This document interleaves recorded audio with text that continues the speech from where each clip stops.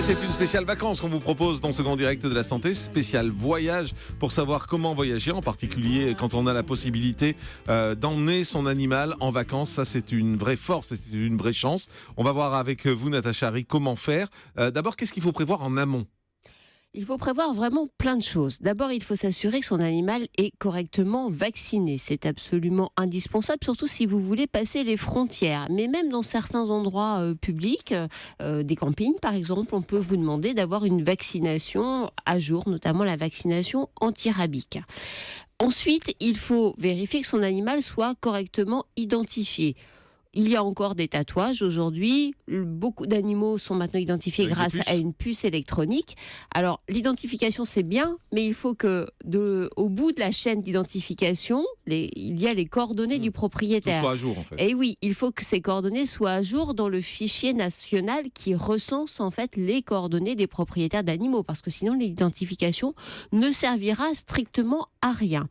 Et puis, si vous voulez partir à l'étranger, il faut aussi avoir un passeport européen, c'est important, être muni du carnet de santé de votre animal. Un passeport européen pour l'animal ? Oui, ça existe, d'accord. Ça existe, tout à fait. Et c'est en fait le document officiel qui aujourd'hui permet d'attester de la vaccination anti-rabique de son animal. C'est le veto qui vous le donne ?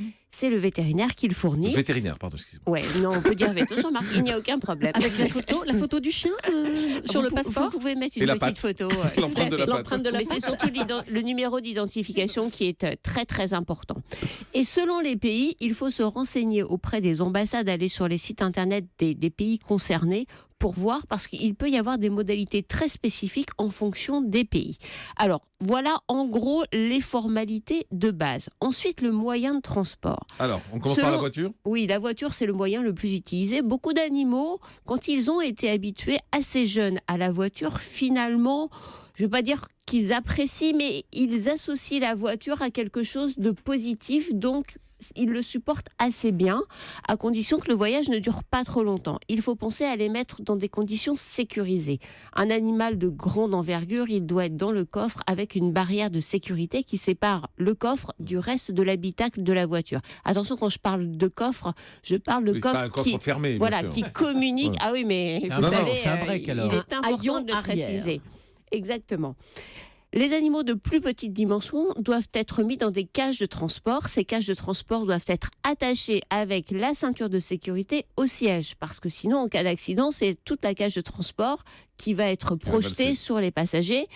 Ça risque de tuer l'animal et ça risque aussi de tuer les passagers. En train ? En train, il faut penser à acheter un billet de train. Ça, beaucoup Ça, c'est un de scandale. personnes... Si je peux me permettre, c'est un scandale. Les billets de train pour les chiens, c'est une honte. C'est-à-dire qu'on vous fait payer... C'est une honte parce qu'en fait, ils n'ont pas de Ils place. n'ont droit à rien. Voilà, ils En n'ont fait, droit à rien. Ils gênent tout le monde. On vous fait payer un demi-tarif de deuxième classe. Exactement. Où que vous soyez, et le chien n'a droit à rien. C'est-à-dire qu'il est obligé de se glisser sous le siège, etc. C'est un scandale. La gestion des animaux par la SNCF n'est pas la plus appropriée qui soit. D'ailleurs, à la SPA, on est en train d'essayer d'améliorer les choses avec eux parce qu'il y a vraiment beaucoup à faire. Il n'y a pas d'espace du tout pour l'animal. Si vous devez voyager en train avec votre chien, prenez votre billet et évitez les jours de grand départ en vacances parce que, comme vous le dites très bien, Jean-Marc, votre chien ou votre chat va embêter tout le monde. Il va pas pouvoir se mettre dans l'allée. S'il est un peu gros, il pourra pas se mettre sous votre siège. Et puis vous êtes à côté d'une personne qui n'a rien demandé en même temps. Moi, je la comprends. Bien sûr. Elle n'a pas demandé, elle veut sa place, elle veut pouvoir mettre ses jambes. C'est un peu compliqué les voyages en train avec les animaux de compagnie. C'est très compliqué pour les animaux aussi, pas que pour les passagers. Ensuite, l'avion, pareil, soit l'animal va voyager en soute s'il est de petit gabarit et qu'il peut tenir dans une cage de transport acceptée en soute. Donc normalement, c'est à peu près 4 à 6 kilos le poids charnière, mais il faut vérifier parce que selon les compagnies, il peut y avoir des conditions plus ou moins particulières.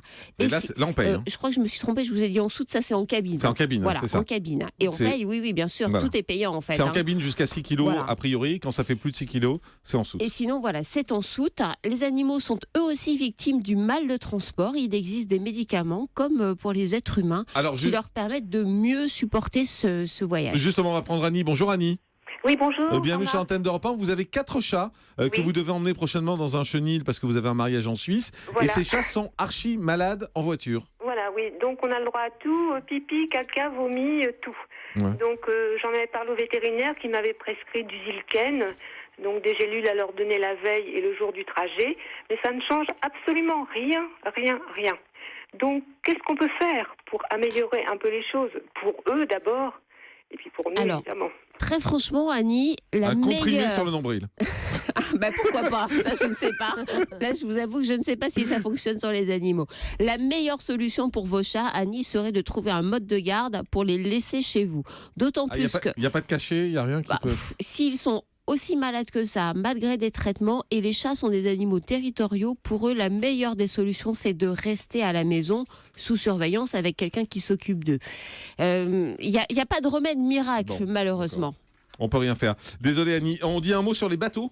Oui, alors le voyage en bateau, pareil, c'est quand même une source de stress importante pour l'animal. Le mal de transport en bateau, il est très très présent chez les animaux. Donc là aussi, il faut essayer de leur donner des médicaments qui diminuent leur niveau de stress et qui évitent les problèmes de nausée, mais ce n'est pas toujours efficace. Et puis, dernier point, si j'ai encore 2 secondes, Jean-Marc, il faut penser à préparer sa trousse d'urgence quand on part avec son animal.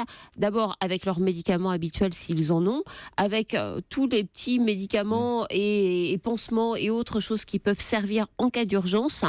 Amenez-leur également leur propre tapis ou coussin parce que ça leur permet de se sentir un peu comme à la maison. Leurs propres jouets, donc tout ça c'est un véritable déménagement quand on part en vacances, et leur alimentation pour ne pas faire de changement de régime alimentaire.